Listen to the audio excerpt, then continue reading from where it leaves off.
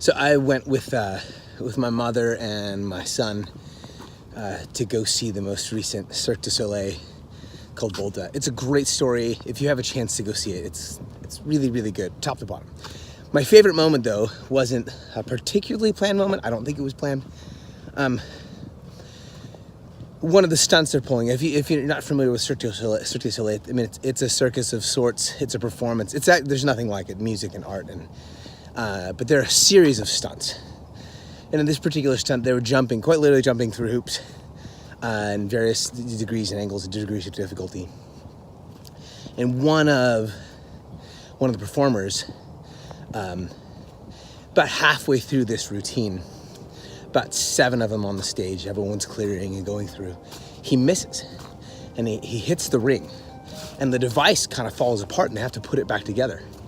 And it was this, it was an uncomfortable moment, right, as an audience member, and it's not just like, hey, we paid money, you're supposed to be able to do this, but it was like, sort of embarrassed for you for a second, like, this room of thousands of people just watched you fail. But it was what he did with that moment that, like, is why it became my favorite moment of the night. He stood up, he looked back at the device, the thing that had just fallen apart, the thing that he missed. He looked back at his mistake. Give us all one of these.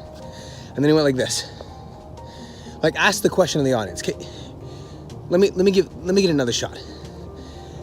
And the applause that kind of started there was like, hey, yeah, we want to see you do that again. The rest of the team set it back up, and he read it himself, threw his shoulders back, took a running start, and this time he cleared it.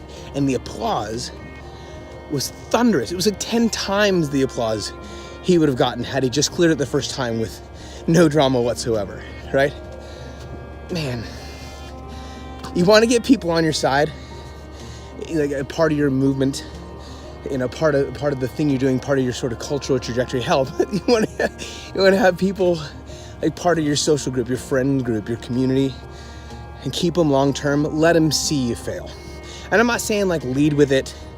I'm sure as hell not saying like talk about your failures all the time, but when it's real, like when the ball hits the ground, the pieces actually fall apart, let us see it, and then do the thing that he did, which is like, hey, how about I get another shot at that? And when you put it back together, and when you clear it, when you actually make it, man, we're so much more with you than we would have been if it just always looked like it's easy for you.